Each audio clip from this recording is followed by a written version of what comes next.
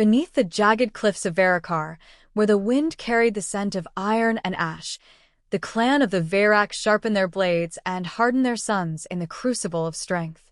To be weak among them was to be less than nothing, an absence of honor that stained a bloodline for generations. That truth weighed heavily upon Raul, a warrior whose shoulders bore scars of a dozen campaigns, yet whose heart faltered each time his gaze fell upon his son. Korth, his cub, was born twisted in limb, his right leg bent, his gait crooked and halting. Other fathers train their sons to wield axes before they shed milk teeth. Raul's boy struggled to stand. Pride demanded denial, but love refused to let him cast the cub aside. The clan whispered when they thought Raul could not hear. They called Korth broken, cursed, unfit for the Vairak name. Dren, Raul's nephew, spoke most cruelly, his voice sharp as a spear. The cripple cannot run, cannot fight, cannot hunt. He is a shadow wasting the clan's meat. Raul longed to silence the boy, yet he knew such words were the reflection of every warrior's thought. Tradition bound him as tightly as chains. Korth himself bore the scorn with quiet endurance. He had no delusions of glory, no fantasies of winning the clan's respect with strength he did not possess. Yet inside him burned a flame that no limp could smother. He would sit by the fire pit, listening to the stories of battles fought under blood-red moons, his eyes sharp, his mind cataloging every maneuver described. If his body betrayed him, his spirit would not. Still, the cub's determination meant little without a way to give it shape. On the outskirts of the settlement, beyond the circle of huts and training yards, dwelled the stranger they called the Fragile One.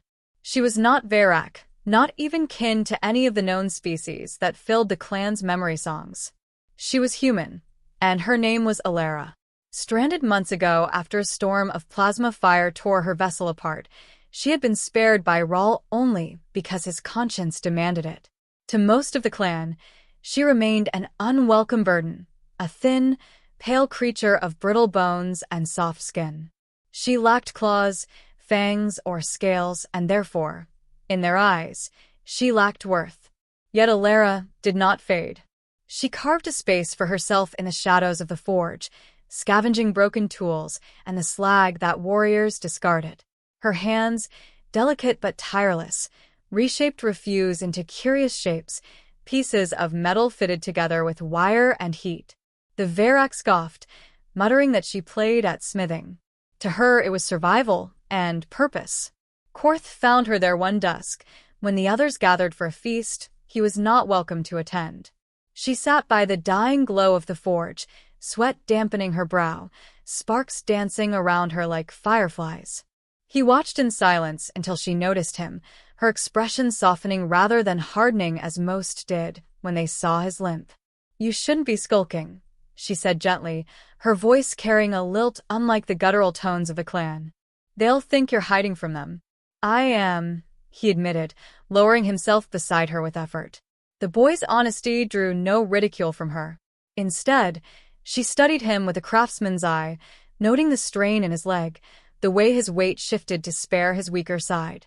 He felt her scrutiny and bristled, expecting pity, but what he found in her gaze was calculation. "What if you didn't have to walk like that?" she asked after a pause. The question struck him like a thrown spear. Hope was dangerous. He had learned to bury it deep. "You speak as though you can change fate." "Not fate," she murmured, turning back to her work. In her lap lay a crude framework of metal, rods joined at angles, hinges welded imperfectly. But mechanics. Bones fail. Machines can replace them. She lifted the thing and flexed it. It bent and straightened, awkward but functional. "Where I come from, we mend weakness with craft." For a long moment, Korth could not answer. The fire hissed, sparks leaping into the twilight. At last he whispered, "Could you make one for me?" She smiled, weary but certain. "I can try." Thus began nights of secrecy. When the clan slept, Korth slipped away to Alara's forge. He watched her hammer, her hands steady though the tools were crude and heavy for her frame. She scavenged from broken weapons, from armor plates discarded after battle. With each passing evening, The skeletal frame she built grew more complex, tailored to fit his leg. She taught him to help, to hold pieces steady, to twist wire, to listen for the subtle changes in tone that told when metal was ready to be bent. The boy who had been denied training in weapons learned instead the art of creation. It was not easy. The brace cut his skin, pinched his flesh, and at first it hindered more than it helped. He stumbled, fell, bloodied his knees. Yet Alara urged him to rise again, her words carrying more faith than he had ever known.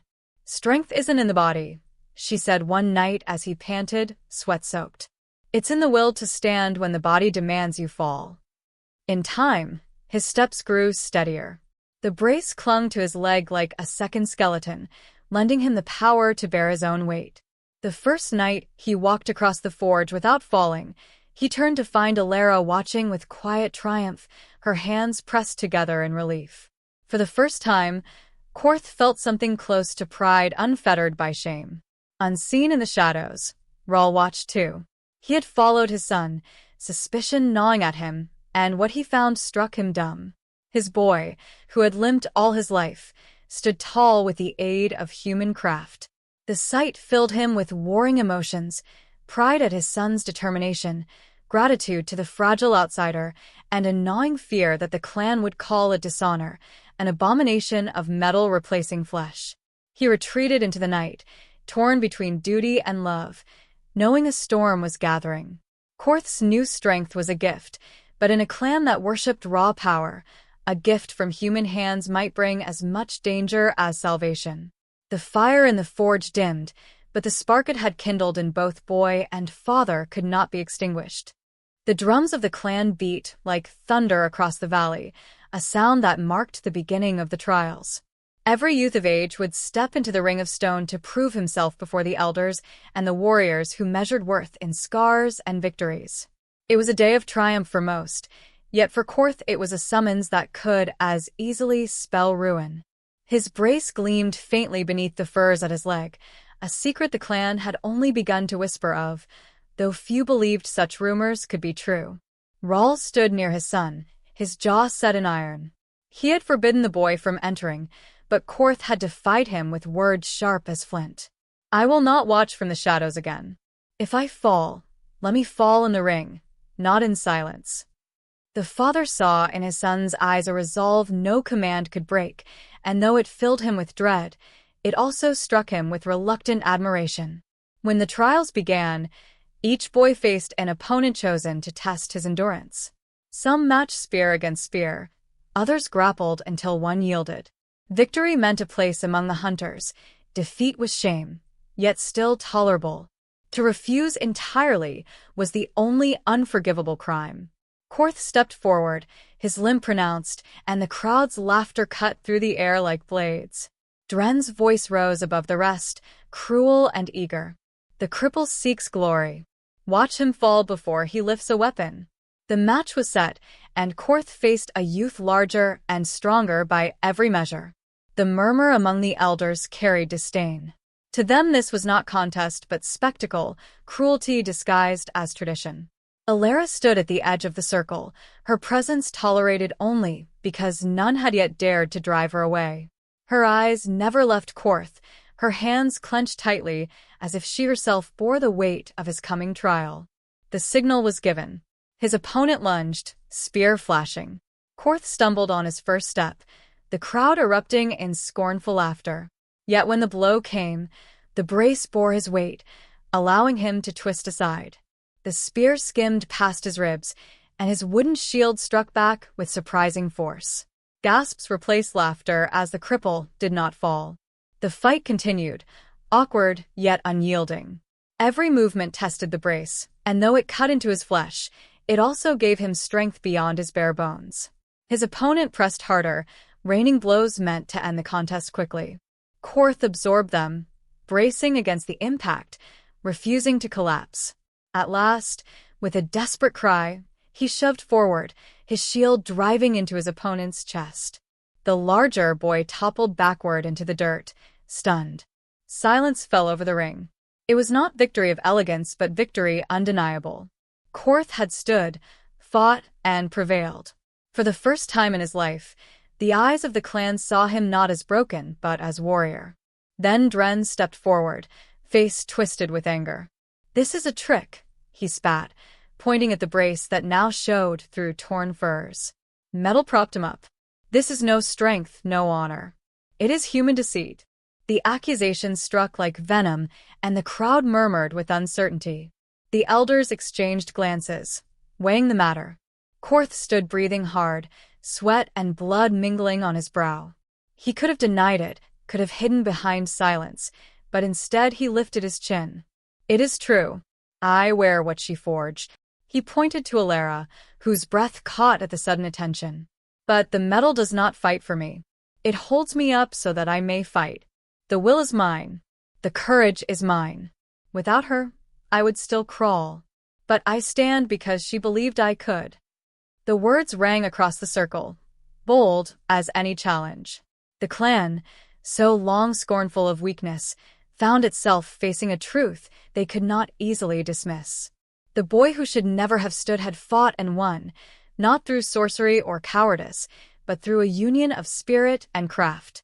Some muttered in disapproval, yet others, warriors hardened by battle, felt the stirrings of respect. Rahl, silent until then, strode into the circle. His voice thundered with authority, cutting through the murmurs.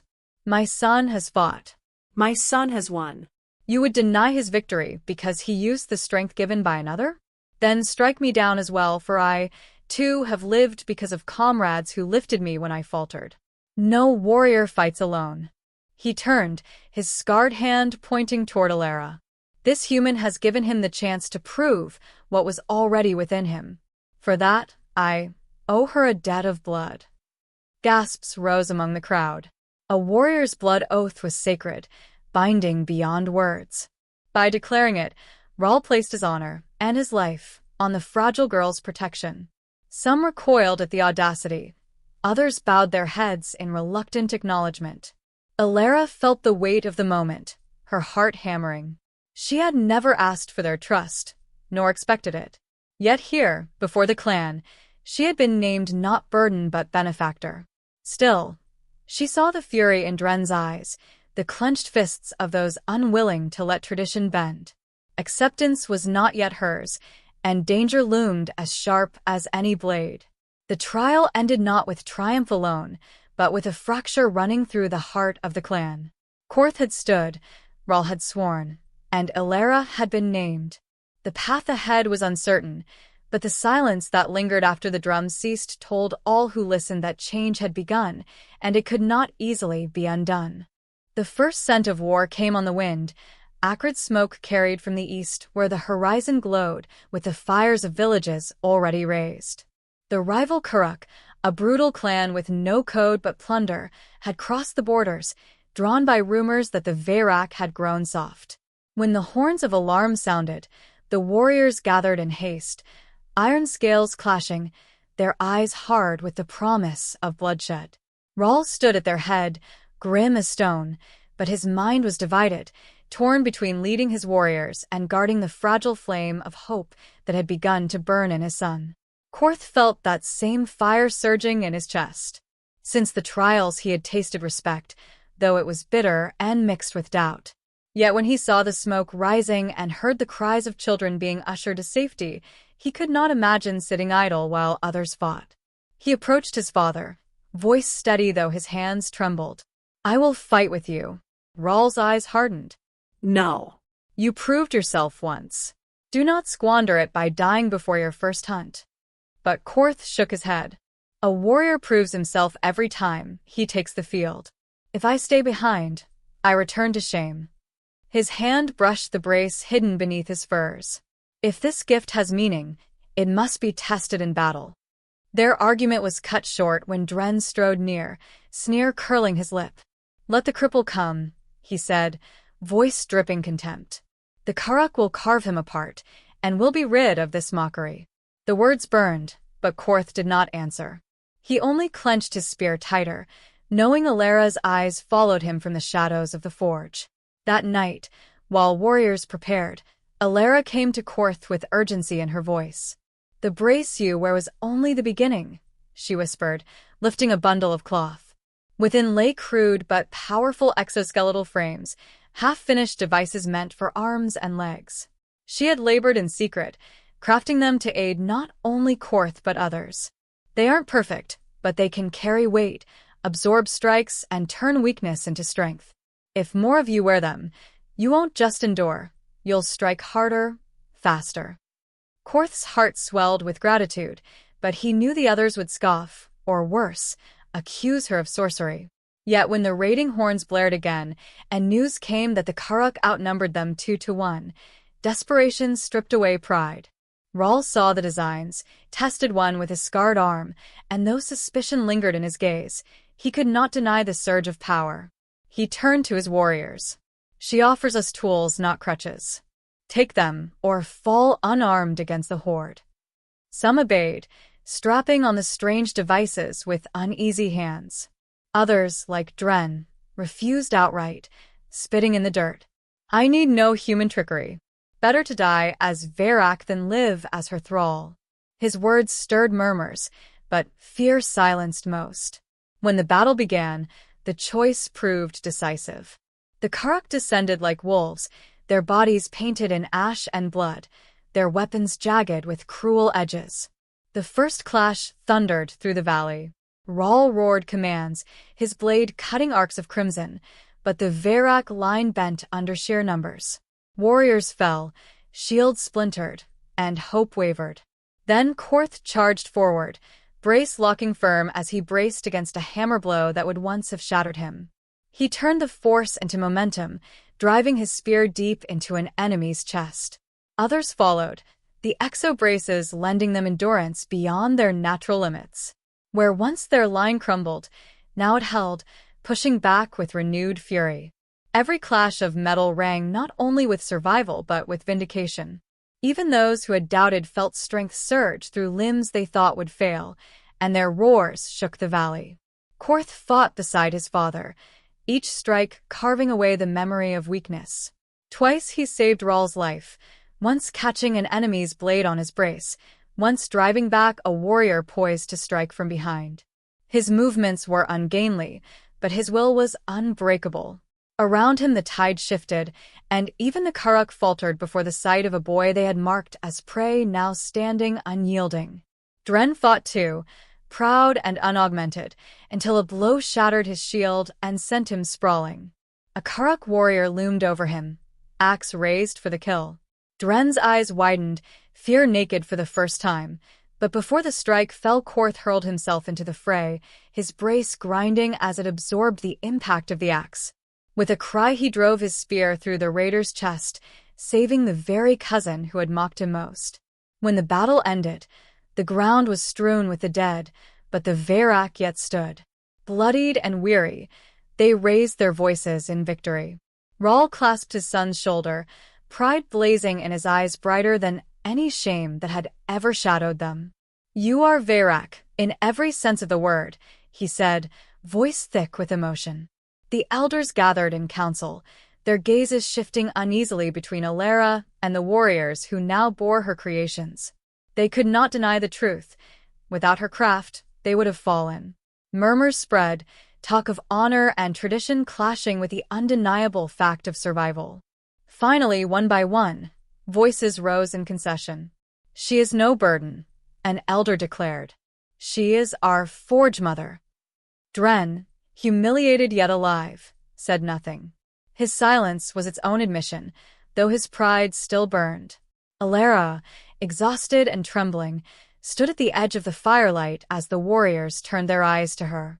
She had never sought worship, only to help, yet now she found herself the axis upon which their fate had turned. And when Rahl stepped forward, cutting his palm and raising his bloodied hand, the others followed.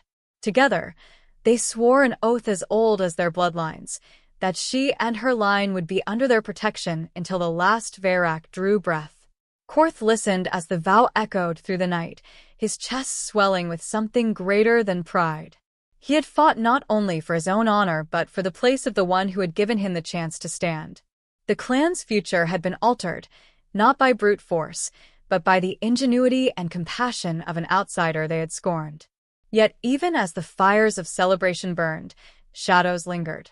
The Karuk had been defeated but not destroyed, and envy still gnawed at hearts unwilling to yield to change.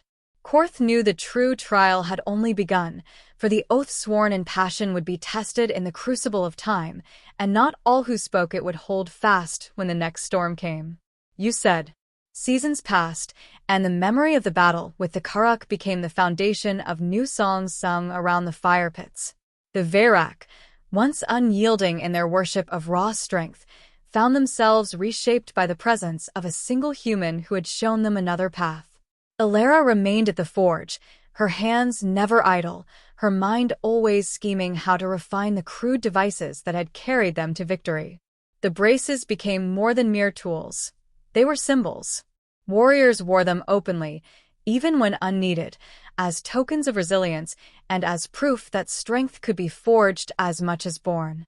Korth grew tall in that time, his body hardened by training, his limp no longer the defining mark of his existence.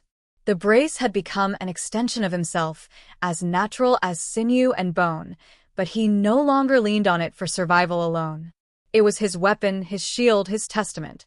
Among the young warriors, he was no longer mocked but sought for counsel, for he had endured trials none of them could comprehend. His bond with Alara deepened, not in the way of romance, but in kinship stronger than blood. To him, she was not foreign but brother, though of different flesh, and he guarded her as fiercely as he would his own life. Rahl carried the weight of years more heavily, though pride buoyed him in ways it never had before. He had lived to see his son stand tall, had seen the impossible become real. His oath to Alara never faltered, and he spoke of her openly with respect, though the words still tasted strange on his tongue. To warriors bred in tradition, admitting reliance on another's craft had once felt like betrayal. Now it was honor, because survival itself had been hammered on her anvil. Yet not all hearts had softened. Dren wore his bitterness like armor, never forgetting the shame of being saved by the cousin he had despised. Though his lips remained sealed, his eyes betrayed the storm within. He trained harder than any, seeking to prove that he needed no brace, no human aid. His silence was more dangerous than his jeers had once been, and though Korth bore him no malice, he understood that resentment can cut deeper than any blade when left to fester. The elders, too, wrestled with the shift in their world. Though they had sworn eternal protection to Alara, some muttered in private that tradition had been warped. The oath was binding, yet their pride bled with every reminder that their survival hinged on the work of fragile hands. It was a wound that could either scar into wisdom or reopen in rebellion. One night, under a sky veined with silver starlight, the clan gathered for a ritual older than memory. Fires burned high, drums thundered, and the warriors bared their arms to carve shallow cuts across their palms, letting blood drip into the sacred basin. The ritual was meant to honor ancestors, but this time its purpose bent toward the living. Rahl stood before them all, his voice rough but steady as he proclaimed, "The human who came to us in weakness gave us strength. The forge girl made us whole. Tonight, we bind our blood to her and to the line she may one day leave behind. So long as one of us breathes, no harm will touch her." The words were echoed by warriors one after another, their voices rising in a thunderous vow. Even those who doubted spoke the oath, for to refuse was to sever themselves from the clan entirely. The basin overflowed with mingled blood, and into it Alara was led. Though her hands trembled, her chin remained high as Rahl took her wrist and pressed it gently to the mixture. For the first time, she was no longer merely tolerated, she was claimed. Korth stood beside her, his chest swelling with a pride that surpassed even his own victories. He had fought not only for himself but for her place in their world, and seeing her now bathed in the reverence of the clan, he felt as though a circle had finally closed. Yet beneath the triumph, he also felt the weight of what this oath meant. It was not only a gift but a burden. By binding themselves to Alara, the Veyrak had tied their honor to a human's fate, and such bonds would surely be tested by time and enemies alike. In the weeks that followed, peace settled uneasily across the valley. The Karuk nursed their wounds beyond the mountains, But no one doubted they would return. Warriors trained with renewed vigor, their movements sharper, their endurance longer thanks to the braces Alara refined. She began teaching others her craft, patient and insistent that her knowledge not die with her. Some fumbled, some resisted, but a few proved eager apprentices. Slowly, her skill became less an outsider's miracle and more a legacy the clan could carry forward. Still, shadows lengthened in quiet places. Dren's bitterness grew into whispers shared with those who feared the loss of tradition. What happens when her devices fail? What if she commands us through her craft? Are we still Verak, or slaves bound to her design? Such doubts, though spoken in hushed tones, found willing ears. Change is never without cost, and for every warrior who embraced the new path, another clung to the old. Alara felt it too. Though honored now, she saw suspicion lurking in certain glances, the unspoken question of whether she was savior or usurper. At night she lay awake, staring at the forge's embers, wondering if she had given the clan a gift or cursed them with dependency. Yet each morning when Korth limped into the forge, still training, still striving, she found her answer. Whatever storms lay ahead, she had given him, and through him, his people, a chance. On the eve of another winter, as snow gathered at the edges of the valley, Korth stood upon the ridge with his father. Below them, the clan trained with spear and brace, their roars echoing against the mountains. The boy who had once been mocked now gazed out as a warrior among warriors, his shadow long across the snow. "We were forged by strength," Rahl said quietly, his voice softened by age but still steady. "But our future was forged by her." Korth nodded, gripping the haft of his spear, his eyes fixed on the horizon where trouble would surely rise again. The vow had been spoken, the bond sealed, but he knew vows were not unbreakable unless guarded. He would guard it, for Alara, for the clan, for the honor that had once seemed forever denied him. The wind howled across the cliffs, carrying with it the promise of battles yet to come. "You said,"